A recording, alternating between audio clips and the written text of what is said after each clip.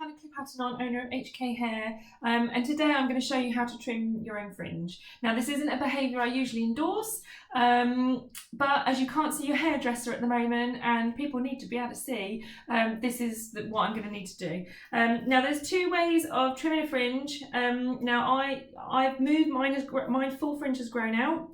So I have been pushing it to the side. So you'll have two types of fringe. One will be more of a side fringe and the other one will be a straight fringe. I'm going to show you how to just slightly bevel it, so it's slightly longer at the sides. You can cut it straight, but it will be easier and a better finish if you're not used to cutting your own fringe, obviously not a professional stylist, to do that. So first of all, I'm just going to show you how to cut it to the side if you need to.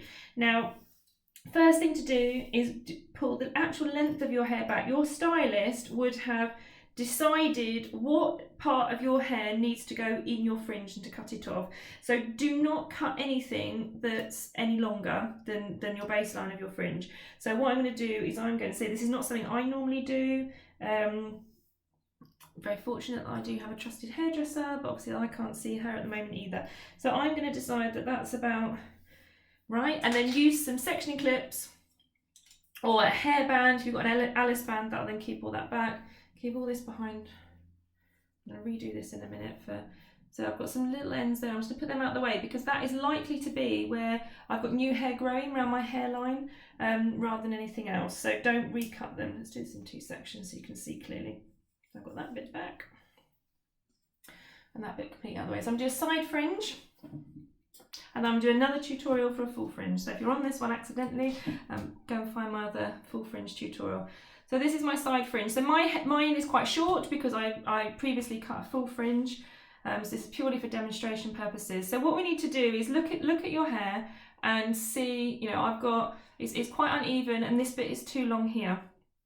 So what I'm going to do is use a comb, and I've got a sharp pair of scissors. Now if you need advice on purchasing scissors, you can typically get starter packs for scissors and combs for about £15. And I've got a local independent wholesaler that has put one together for me, so do let me know if you need any advice. So what I'm going to do is just to create just a side fringe on my hair, I just need to really cut this corner off. But it's the same principle. Some of you will have your side fringes that are going to be down here at the moment.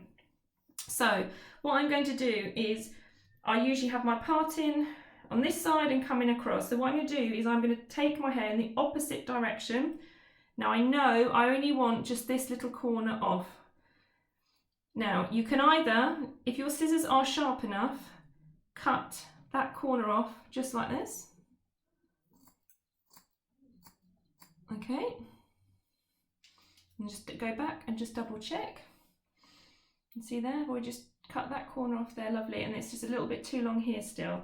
So as I say, if you've got, we're going in the opposite direction, so the way your fringe usually sits. So if it usually sits this way, but then combing it and making sure your fringe is all the hair's going the same direction and pulling it across the other direction. Okay, so so I've taken this corner off, I'm going to put it back, so it's just this bit that's long, and I'm now going to pull this down, get my fingers in the right angle because that's my guide, so I don't want to cut this bit any shorter, and then all I'm going to do, so you would put the comb down, I'm just going to tuck it, obviously I'm used to using a comb, and all I'm going to do is then take this end off. There we go. Okay, so I've now got this line. So the first point, so to make sure it doesn't go too short, is to put it over this direction, take off the main length, and then put it down, and then see what else to take the edge off. Now, if your scissors aren't particularly sharp, and you'll find it quite difficult to cut across like that, another way of doing it is what we call point cutting. So what you need to do is use the ends of your scissors like this, but just really the bottom centimetre, and just cut that in.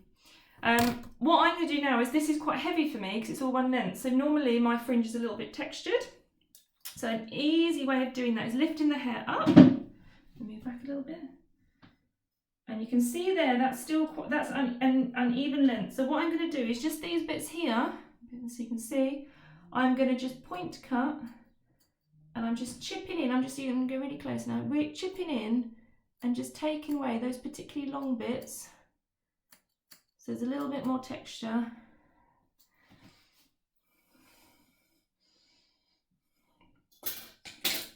hoping that's clearer. So I've got more of a jagged edge at the bottom. It's not quite so solid. Let's just put that all into place.